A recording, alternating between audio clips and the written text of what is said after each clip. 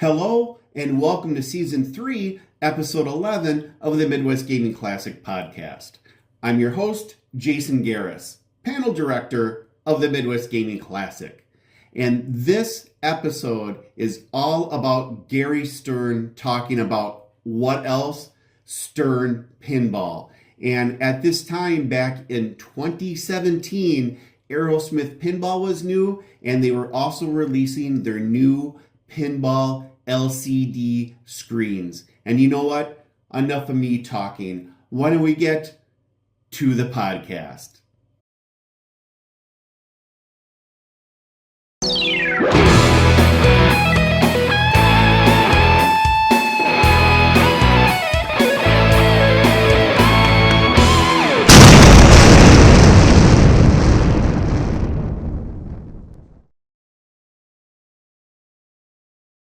In this presentation, Gary Stern of Stern Pinball joins us again to update us on what's been going on with Stern Pinball since last year. And there's a lot of stuff. Aerosmith Pinball, a new LCD screen for their pinball machines, and lots of other fun stuff are just some of the topics that Gary's going to discuss in this presentation.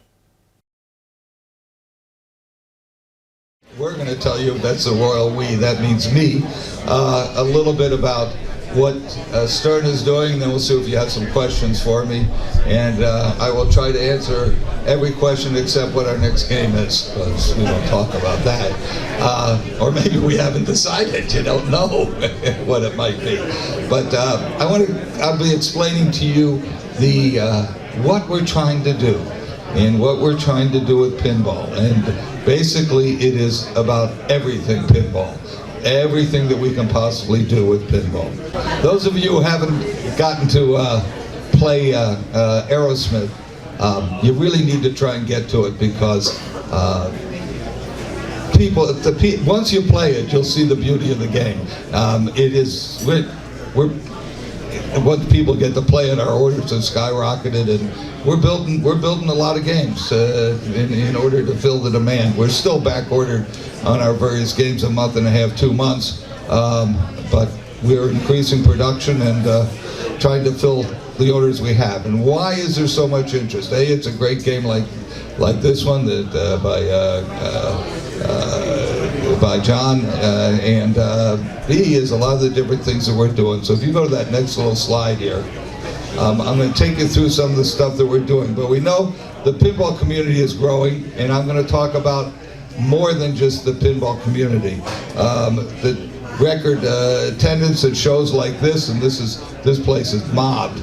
Lots of people here, lots of different games. There's a millennial attraction to pinball. You know, we got new interest, young people like you all, and some of you who aren't so young. We have the barcade. I was out last night with a customers, a couple that we sell games to, that are dealers, and we went to an arcade after dinner. We went to an arcade that has a bar. That's not a barcade. FTW in the movie theater on Illinois and Chicago. We went to headquarters Beercade in River North. We went to Emporium, the first Emporium. Those of you who have been down or from Chicago, on 1300 block of Milwaukee Avenue, mobbed with young people. I mean, you could barely walk into the place. You couldn't walk in it. And then we went to Emporium in Logan Square, and also mobbed. And then we went to Logan Hardware around the corner, did a little barcade tour. Had to drink a little bit of vodka, and the other people beer. I can't drink that much beer, but I do like the way, and some of you have heard me say this before, the young people's places, they'll have the name of the beer, the price, and the alcohol content. I happen to like La Fin de Mode, which in French is the end of the world. It's 8.5% alcohol. It's a very good, I like it a lot. It's good. So Barcade's growth. You know, we're also doing digital games. We're doing our games digitally with Farsight, to a couple 8x10s for me, and to introduce even more people to pinball. And now with Oculus, the virtual reality. I was playing the virtual reality at the Consumer Electronics Show, which I'll talk about in a minute. And I am a much better player of virtual reality than on terrestrial or regular pinball. Jody Dankborn explained to me that that's because the ball is running a lot slower on the virtual reality version. I think he had it adjusted down. So anyway, we're doing lots of marketing, lots of media, lots of growth. Some of you might have seen our CBS Good Morning America Sunday episode where we just introduced pinball to a major audience there. We're doing, a lot. In fact, we talk media. Let me have the next one, please. I have not met the Kardashians, but they know our pinball and want to be part of the Stern Army, which we'll talk a little bit about what the Stern Army is. So, for the next slide, you'll see that we were at the Consumer Electronics Show. You say, why at the Consumer Electronics Show? Why do you take commercial pinballs to the Consumer Electronics Show? We get asked this a lot, and I explain to the various news media people there that, well, it's got electronics in it, and consumers play it, so it is a consumer electronics. But we actually, we spend a lot of money to go to the show because it's not where we sell games. It's where we introduce pinball to the public and expand the recognition of pinball. It's very important to create more interest in pinball in the pinball community, and again, everything pinball, we want everyone to know about it. We show the virtual reality there. You can also see we built a super booth with a ramp and a big pop bumper in it and so forth. We were on USA Today listed us as one of the 5 showstoppers when we had showing Aerosmith there. They really enjoy pinball. We get good coverage. We're also different than any other exhibit there, and that's that we got something for people to do. So it's we're mobbed in it. We go to press events prior to it, and again, this is just to expand the knowledge of pinball and the recognition of pinball, and let people know that, yeah, there's still pinball machines. And in fact, we get more and more interest. So if we go to the next slide, I talked about barcades, and this is some of the barcades. I don't know how many of you go to barcades, besides me in the room. But they're fun. They're fun. But I want you to, when you go to that barcade, you look and you see, and I'm going to talk about casual players in a minute, you'll see how many of the people know how to catch a ball on a flipper, pass a ball, how many people are just having fun and are very, very casual players. And that's very important that we talk about casual players. We'll come back to that in a minute. Next one is just show some of the various press that we get. Time Magazine, Wall Street Journal, Wired Magazine, we get plenty of press. And that's because pinball is interesting, people are interested in it. And again, if we're out there, being seen, other people will want to write about us and see about us. It's very important to expose pinball, to have a greater exposure of it. Next one, you'll see that we go to various events with our pinball machines in order to further expose them that aren't that aren't pinball events, but are just general events. We go to Comic-Con every year, and Comic-Con is it's like pinball in that there's a core of people that are really avid enthusiasts, really into it. Same with pinball. We have a core of people that are into pinball. And for those of you who are from Milwaukee, it's the same with Harley. You have a core of people, a core of enthusiasts that are really into it. But that's not the entire business. And that's not the entire comic book business, the entire Harley business, the entire pinball business. But we do go there. We go to Lollapalooza, Pitchfork. These are concerts in Chicago area where we set up an area, a pinball area, to expose pinball to more people. The next slide is we moved into and now it's 2 years in May. It'll be 2 years in May. We moved out of our 40,000 square foot factory into a 110,000 square foot factory with 2 large assembly lines. We're making, give or take, 50 games a day right now,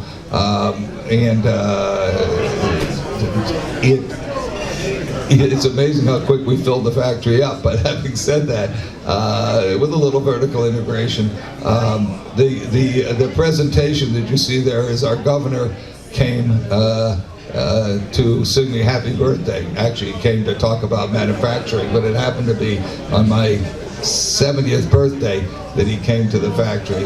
That would have been almost 2 years ago, because in June I'll be 72. And you notice he's a little taller than me. If the picture is, he's a big guy. But what he came to talk about is manufacturing in Illinois. And we actually talk about manufacturing in America. We're very proud to have been and to continue to be American manufacturers, and that we think it's very important to have manufacturing in our country. So we continue with that. Now, let's give me the next slide, and you'll see here we talk about the type of games, or the genre of the games that we're making. We try to make what we call cornerstone games, 3 new main games a year, like Aerosmith, like Ghostbusters. 3 of those a year. Now, last year we were 2. Because Ghostbusters was it remains very strong. Very good game for you all, very good game for operators operating, very good game for homeowners. A title, it almost surprised us how exciting that title is for people. So, and it is. We were 2 last year. We tried to be 3, and we try to build those games. It's sort of a half a bell curve. It's like anything else. You start high, and then you have a long tail. So we continue to make those games for a long time, 2 and 3 years, continuing to make the same game. So this year we'll probably make 15 different games. 3 new games, and a bunch of in different configurations, and a bunch of older cornerstone games. We also occasionally make a vault edition, just like Disney talks about, and I said this to Disney the other day, we adapted your term. We take Spider-Man out of the vault. The same type of thing. Iron Man out of the vault. And so we occasionally are going to remake a game, updating it minimally, but out of the vault. Maybe not updating it at all. And then sometimes a studio edition. That's where somebody else brings us a game, or most of a game.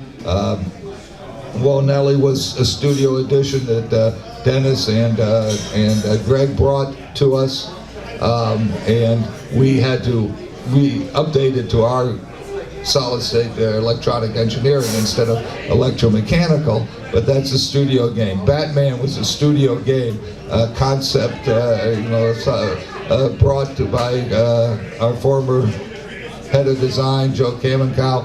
Most of the work, though, nonetheless done by George Gomez and Lyman Sheets, but that was a studio game and done in conjunction with Kamenkow's Kapow. On the next slide, when the cornerstone games are made in 3 different configurations. One size does not fit all. We have 3 different market segments for our cornerstone games, and I used to get laughed at about my 3-legged farmer's milking stool, but you have to understand that there are 3 segments that we're servicing, and we're unique in that. There are other people trying to make pinball. I think that's great, and they don't make as many variety of models or anything we do. If you put them all together, they don't make as many variety. But we are going to have 3 versions of these cornerstone games. For the collector, we have a premium, a limited edition. For the enthusiasts, basically the features of the limited edition, a little less eye candy, not quite as expensive, and so that we have a premium. And for the game operator, and often the rec room buyer, and sometimes the enthusiast, we have the pro. Now, what do I mean by all that? 3 segments. We have the collector enthusiasts, and that's many of the people here. We appreciate you all. And that market has grown a lot over the years. It's still growing a little. We have game operators, people who put the games in FECs, in barcades, in bowling alleys, in bars. Exceptionally important. That's growing because of the games we're making. We're the only people who are servicing the game operator because we're the only people making a lower priced game. And the operator, if he's operating games where the bar has lots of enthusiasts, then great. He'll have enthusiasts. He may want a premium and operate a premium. The economics say that doesn't make sense in most locations. He needs a pro game. If we don't service that operator, in 20 years, pinball business will be gone. Because you guys are interested in pinball. People maybe want one for their home, but that's because they see pinball. If there was no pinball on the street, nobody's collecting horse and buggies. They're collecting cars, and they're not collecting Model A's anymore because the people who want Model A's are dead. People who remember them. They're collecting old Mustangs. They're collecting Ferraris. They're collecting 356 Porsches. Cars that they might have known, muscle cars they might have known when they were young. And those are popular as collector cars. Operators, very important because that gets people introduced to pinball. It keeps it out there. And it makes it where half our games go to operators. Maybe less than half in this country, but 97% in Italy. We export half of our games all over the world. Operators, collector enthusiasts, and what we call rec room buyers. Guys 45, 50 years old, played pinball when he was 20. He wants one for the home because they're cool. Tells his wife they're for the kids because otherwise it ain't coming in the house. That's how houses work. And he gets a pinball. He'll probably never have two. She's not going to let him have two. Maybe he's got a pool table and a pinball, or not. He's going to have one pinball. He may trade it in one day. He may turn into an enthusiast and end up with 50. And I've seen that, that type of thing happen, from 1 to 5 to 10 and so forth. But basically, that rec room buyer, who is basically a pro buyer, maybe he'll get a premium occasionally in LE.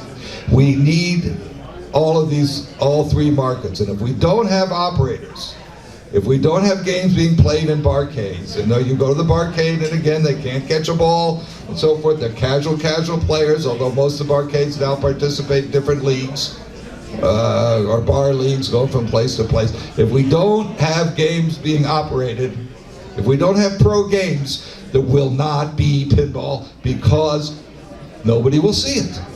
If we don't go to Consumer Electronics Show, if we don't go to Lollapalooza, if we don't get on CBS, nobody will know pinball's around and it will die out. And you say, oh no, we're going to keep it alive, and some of these other companies always make games. It'll be gone. It'll be gone, and you guys who collect games will have one in the corner, or two in the corner, or three in the corner that you're able to keep pieces for, and you'll tell your friends when they come over, don't touch that, that's an antique, don't touch it. These are games there to be played. And by the way, when you play them, they get beat up. So don't expect that the game is going to stay pristine, perfect, unless you want to put it in the corner and don't play it. Because it will get beat up. That ball is, that steel ball is flying around that playfield and it's hitting things. And it's hitting the wood, and it's hitting the plastic, and this or that. And if you think everything's going to stay pristine, don't play the game. Easy. Just put it in the corner, don't play it. So we have the three different versions, the Pro, the Premium, and the Limited Edition. We're unique in that. Some people, other people make limited editions in what they call a standard or a premium, which is nothing more than the same game when they run out of the first one. We do distinguish them, but it's real important. We're the only people who make a pro. You've got to have pros out there. You've got to have games on the street. Let's go to the next slide, and you'll see that we also do a few other things. We are still working with our entry-level game, the Pin. It's a consumer game, non-coin-op, trying to find the exact channel. That's again for that rec room buyer, and our game our game is really fun. It's a nice game. Those of you who have played it, it's really a pinball machine. It's not a toy. We're trying to find the right channel for selling this. That's a Rec Room buyer game, and we're still working on it. We're still working on that. Private label, you know that we made the Pat's Blue Ribbon game. It's very cool, and it's sort of our introduction to it. As we make pinball more acceptable, more visual, more and more people are interested in doing. Corporations will be interested. That's game one in our portfolio. And then contract manufacturing, we made the Medieval Madness remake for Chicago Gaming, we just assembled. When they gave us parts, we assembled it. When they didn't give us parts, we built something else. We don't have any more of that planned right now. Don't know if we build games for somebody else again or not. We don't have. We are, for those of you who are interested in the attack from Mars, we are not. We have nothing to do with it. We're not building it. So that's some. They're going to try and build it themselves. Let's go to the next slide. And I talked about the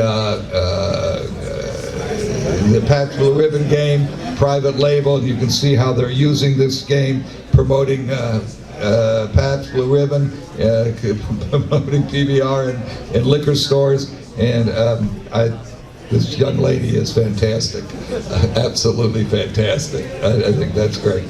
The next slide, I said everything pinball, accessories, and we make licensed accessories. If you license, our titles are all licensed. We pay the licensor. It has many advantages to being licensed. It's where the world is today. You make a stuffed animal that looks like a mouse, you're not going to sell it unless you pay Walt to call it Mickey. It's just the way the world works. It gives designers four corners within which to design. It gives them ideas. You work with other creative people. When we did Tales from the Crypt, there was a scene in the display of somebody being cut in half with a chainsaw. Very, very creative on our people's part. Or in somebody's part, it actually was Joe Pesci. I saw the episode when he was cut in half, so our people saw it and got an idea. I mean, there's a ball-eating dinosaur on Jurassic Park because it was Jurassic Park. And Crichton knew enough to use dinosaurs for his cloning book. His book about cloning. It worked in Jurassic Park now. God, how many movies have they made now? They're getting better and better again. If we make a game called Zombies from Hell, and I call our French customer, and they'll say, okay, give me 2, I will test it. Remember, we're in a commercial business. I will test it for 8 weeks and tell you how many I want. If I call them and say, I've got The Walking Dead, they say, here's $300,000, I'm wiring it to you. Send me some games. Licensing sells. You see that in all. You go into one of the Lego stores now, and you'll see that half the Lego games are licensed. Licensed theme. Lego licensed. So, any event, accessories, we make accessories, toppers, ball shooter knobs, this or that, they're all licensed. It is against the law to use the IP of the copyright owner to make an accessory unless you pay the licensor. You can't make a topper for Aerosmith with Aerosmith in it and anything like that. You're violating copyright law. It happens to be criminal, but we'll put that part aside. They don't like it, and they chase some of the people who do it. On the next slide, we're talking here about digital, again, in smartphones. And by the way, if we don't have pinball on the street, today's 20-year-old, when he goes and he's 45 to 50 years old, and he wants to get the game that he played when he was 20, instead of a pinball machine in a bar, that was in a bar that he's going to buy, he's going to look for one of these, okay? And he's going to look for an old smartphone. We need pinball machines on the street. We need to introduce more people to pinball. We need them to have fun as a casual player. in addition to deep rules for you guys. But back to the digital. So we introduce more people to pinball using digital. Yeah, we make a little bit of money at it. I wish we made a lot more at it, because we need to make more money to design more games and do more stuff with them. We now have, with Oculus, we have the virtual reality. And what's unique about pinball and virtual reality is you can play it without puking. A lot of the VR games, you get seasick from, and so forth. Our pinball, they're all looking for content, the VR people. We are content, and we're content that's fun and you can play. Now, if I had a dream with my digital, I would come out with a digital version of Aerosmith at the same time as the terrestrial, the regular game, to introduce people to it, maybe give a 1-minute free gameplay on the digital, and have a locator in the digital and GPS in the pinball machine, so somebody could find where to play one. There's something in the future. Again, we have to make money in order to develop these kind of things, but that would be a dream I would have. Digital and terrestrial, same time, GPS locator. Next slide is Ghostbusters. You all know about Ghostbusters. We're still making the Pro and the Premium. That's the next slide. Where are we? There we are. Pro and the Premium. We're doing pretty good together, you and I. Keeping up, you know. I think you're watching me turn pages. So any event, the LEs, of course, we don't have the limited edition, but we continue to make both of these games. It's one of our better selling games.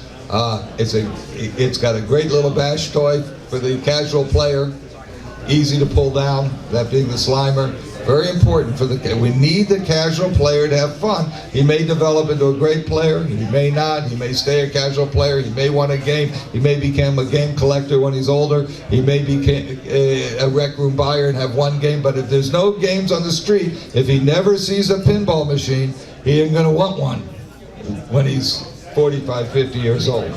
Batman, the next slide is of course Batman, and we continue to make this is a game we did it's a studio game with Kapow, with Joe Kamikow. And Joe, by the way, he was our head of design, my associate, when we were owned by Data East and later by Sega. We sold it from Data East to Sega. We were involved in that. And he then went into IGT, the slot machine company, to Aristocrat, the slot machine company, and one of the most creative. In fact, there was an article in Las Vegas, the 10 most creative people, important people to slot machines or gambling in Las Vegas at that particular time, a number of years ago. Number 8 was Steve Wynn Hotels. Number 7 was Joe Kamikow. And what he did for the slot machine game development and the licensing. You look at a casino, a lot of licensed games. Wonder why they do it? Because it works. The next page, of course, is the game itself, and we made a premium, which we're still making. We made a limited edition that are long gone. We did something unique. We wanted to see if people really wanted a really super game. We made a super LE, very limited in quantity. The demand for it was a little more, so we expanded a little, but there was 30 of them for each year of the 30 years of Stern, and 50 of them for each of the 50 years of Batman 66. Coincidentally, 16 was their 50th and our 30th, so that worked well. Then, of course, we come to Aerosmith, which we're making now,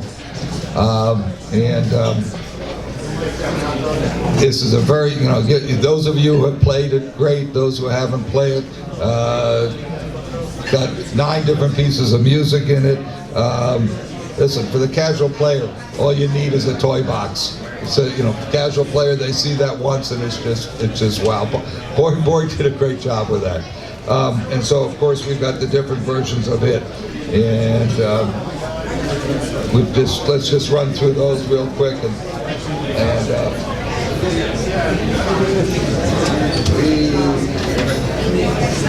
I think that's the pictures we have, but I want to tell you that, as I say, we're making a lot of games. So right now, we will make now and soon more Metallica Pro. I don't know when we'll make that. We have more Metallica Monsters we're making. We are making more in May. We're making more of those. In May, we're making more of the Walking Dead Pro and Premium. We got one Wonelli right now. We may make more of those. We have making more Game of Thrones Pro. Don't know about Game of Thrones Premium. It's not scheduled yet. We're making more Spider-Man Vault. We're making more Ghostbusters Pro and Premium. We're making more Batman Premium. We're making more Aerosmith Pro and Premium. So we have a lot of games that we plan making. Let's see, that is 1, 2, 3, 4, 5, 6, 7, 8, about 8 different models in the next 2 or 3 months that we're making. Again, it's everything pinball, the pinball machines, the accessories, some merchandise also, I didn't mention that, and multiple models so that we can have variety out there, both for the operator, for you guys, and for that rec room buyer. So, with that, I've eaten up enough. You guys got any questions other than what our next game is? As I said, I will try and answer them. Congrats on Aerosmith. It's a great game. We had a launch tournament a few weekends ago that Mark sponsored, and it was a blast. I see that as a game in my future. I just want to ask you about it, though. Joe Perry from Aerosmith is a pinball fan. Did you guys get him involved in testing? Was there any involvement with that? I have to tell you, I don't know how much they were. Short of testing, certainly, everything is approved by the band, okay? And each of the different people, in the band. Their images and everything. Yeah, not just the images, what the game's going to do, the gameplay of it, so forth. Tyler had to see, video of the game being played, that type of thing. So, yeah, they were involved in that respect. Into the design itself, it was presented to them, and they liked and didn't like things. Yeah. It would have been cool if you could have gotten Tyler for voicing the character. I don't know if you guys tried that or not. They're very busy people. He certainly saw the video, and we had an early video that we used of it, and it actually was pretty good.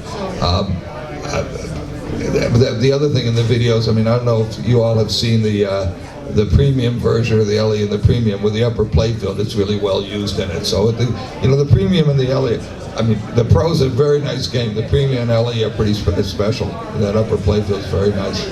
Yeah. What was your favorite game that your company ever made? Your personal favorite? I've answered this question many times, and I'm going to answer it the same way. Yesterday, before I left the factory was working today. They worked half a day, but I wasn't there.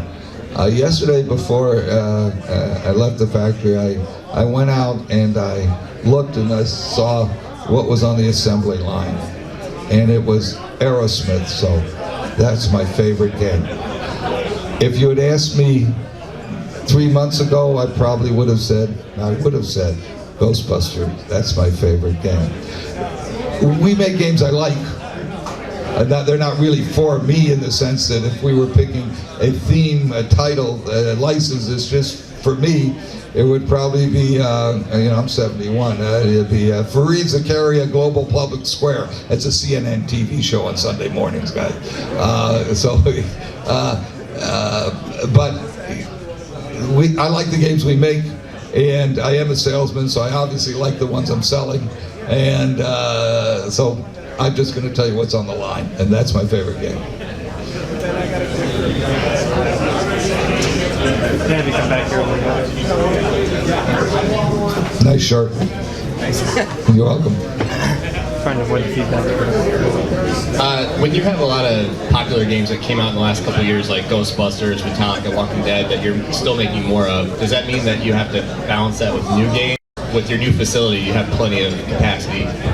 We plan, the plan is to continue to make a game for a period of time, but obviously as I said, we start, sort of a half a bell curve, so you start with large quantity and have a long tail. We like a long tail. Now at some point the license is over, and unless you rebuy it and pull it out of the vault, you rebuy a license, then you're not going to make it again. Some games will get made a little more, some games won't. We want to be sure they're going to hold their value for you all, and also for that game operator. See, for a game operator, that resale value is very important, because we're unique. We have resale value, and most products just depreciate. We can have appreciation instead of depreciation. So the plan, the whole structure of the business is 3 cornerstones a year plus many continuations of them in premium and pros. Other questions? You guys are easy. Yeah. Good. I saw that Aerosmith has a color screen now.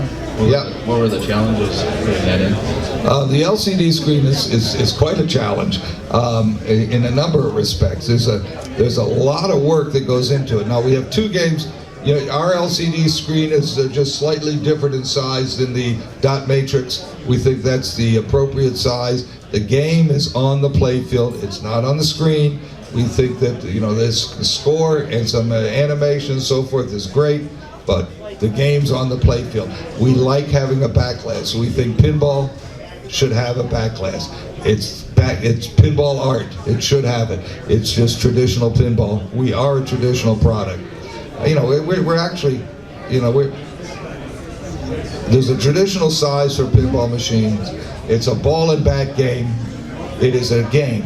The pinball machines, cocktail tables, round pinballs weren't particularly successful. Neil Falconer was a programmer and sound guy in our business from Bally and then to us, and every time somebody started making a wide body game, he got his resume out and cleaned it up because he knew pinball had a problem. Harry Williams taught me the wide, and Harry was like a second father to me. Our history, many is coming from Williams.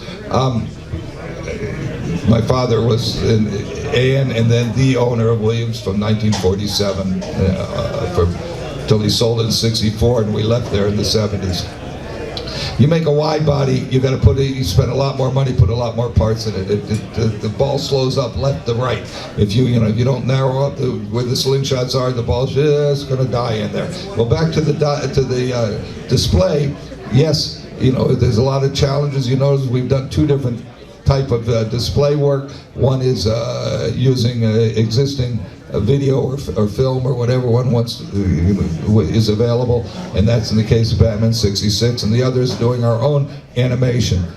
It's a lot of work, and it's a lot of people, and it's a lot of money to do the design, but it was time to move on. We're all LCDs now. We have the new Spike system, which must have had a picture in here that I skipped, and now we have Spike 2, which is and so the electronic, the display itself, okay, it's priced a little different than a dot matrix, but the electronics to drive it add a significant amount of cost, and the people to populate it add a really significant amount of cost to the game, and especially the type of things we're trying to do with it. And I think our guys have done. You watch the displays on Batman, and you watch it on Aerosmith. I think they've done incredible stuff with it. But again, the game is on the playfield. So, casual player like me, I watch the display when somebody else is playing. But when I'm playing, I gotta watch the ball. It's just like, pinball's a ball and bat game, and like baseball, you don't watch the ball, you're gonna get hit in the head, and I have. So I can't watch the display very much. I have to watch the playfield. So yeah, it created a lot of challenges. It's a lot of work. We're still learning a lot. We ain't done with what we're going to learn, and we're not fully developed into where we think we can go with it. Good question. Got a question back here. If I could make two real fast.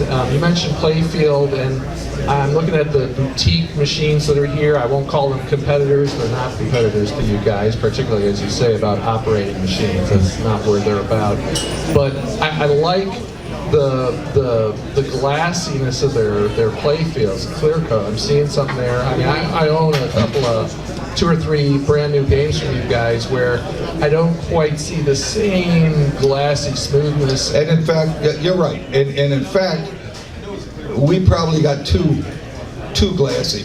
About 10, 12 years ago, in the old factory, we were doing the Pinball Expo tour, and there was somebody who was a refinisher, you know, that really pretty refinishing you see on some of these games. And I said, well, you know, come in, I want to talk to you. And he says, you don't want to do what I do. It's going to crack. Now, let's look at what we got here. We're making, these are commercial products, even if it's an LE. It is a game to be played. And basically, definitely, we have the same chemical, the same soft coat. We call it a hard coat. It's a flex coat. It is not a hard coat. If it was a hard coat, as the wood expands and contracts, you put the game on the water going overseas, you have it inside, outside, it's in a truck, it's damp, it's in Chicago, or it's going to Louisiana where it's really damp, or it's going to Arizona where it's really dry. The wood's gonna, you gotta understand that piece of wood is plywood with a maple veneer top and bottom. So what are we gonna do? We're gonna take that piece of wood, and the first thing we're going to do is we're going to sand part of the veneer on the top after we put the inserts in, which is a whole nother question. The inserts, which are plastic, not wood. Whole different material. So now we got a thinner veneer on the top.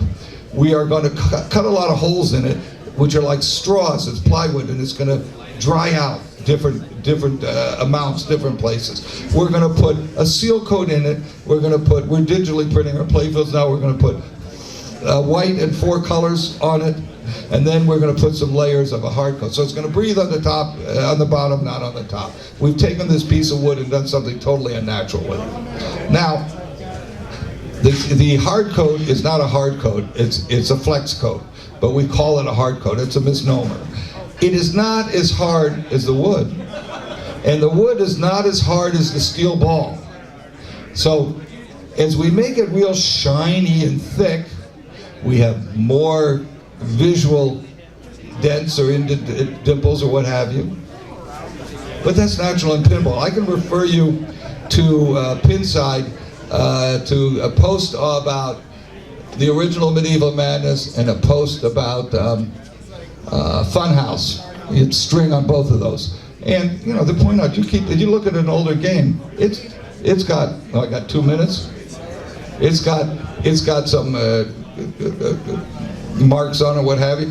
If you keep playing it, they play out and they level out. You look at a used pinball, and if you look at it closely, you'll see that, yeah, there's dimple, but they've played out. If you have that game in your house, either put it in the corner and don't play it, like I said before, or play it so much like it would be in an arcade that it's going to flatten out. Otherwise, you'll see some dimples. The shinier it is, the more you're going to see it. The thicker it is, the more you're going to see it. This is a commercial product you guys want.